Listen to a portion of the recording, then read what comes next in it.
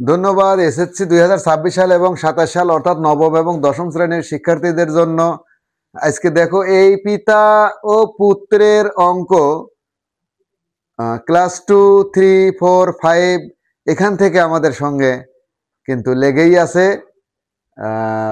তো আজকে এটা একটু ছোট প্রশ্ন অথবা এমসিকিউ দুটোই আসতে পারে, দেখানোর চেষ্টা করা হচ্ছে। দেখো, পিতা ও পুত্রের বর্তমান বয়সের সমষ্টি অর্থাৎ পিতা ও পুত্রের বর্তমান বয়সের অনুপাত 8:3।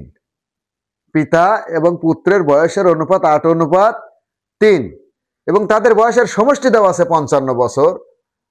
তাহলে পুত্রের বর্তমান বয়স কত? সমাধান করি আমরা। লিখে নেই পিতা অনুপাত পুত্র 8:3। খুব ছোট্ট একটি অঙ্ক। দেখো লিখতেছি আমি, পিতা অনুপাত পুত্র এই 8:3।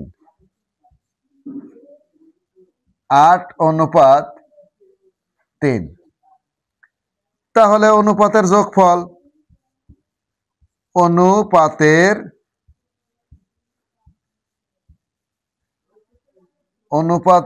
যোগফল,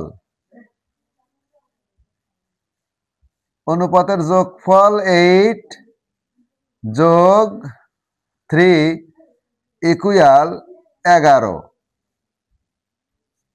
অনুপাতের যোগফল কিন্তু 11।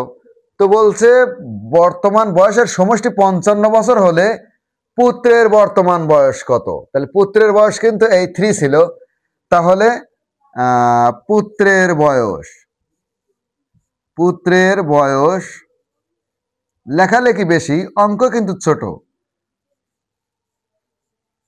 পুত্রের বয়স খুবই সোজা। দেখো 55 তো সবার বয়স, তাহলে 55-এর মধ্যে 55 গুণন একবারে দিয়ে দিচ্ছি 3/11। 3/11। তাহলে 11 দিয়ে 55-কে কাটলে 5 11 55, আর 3 দিয়ে 15-কে গুণ করলে 3 5 15। অ্যান্সার এই 15 বছর কিন্তু পুত্রের বয়স। অঙ্ক ছোট, তাহলে কি করলাম?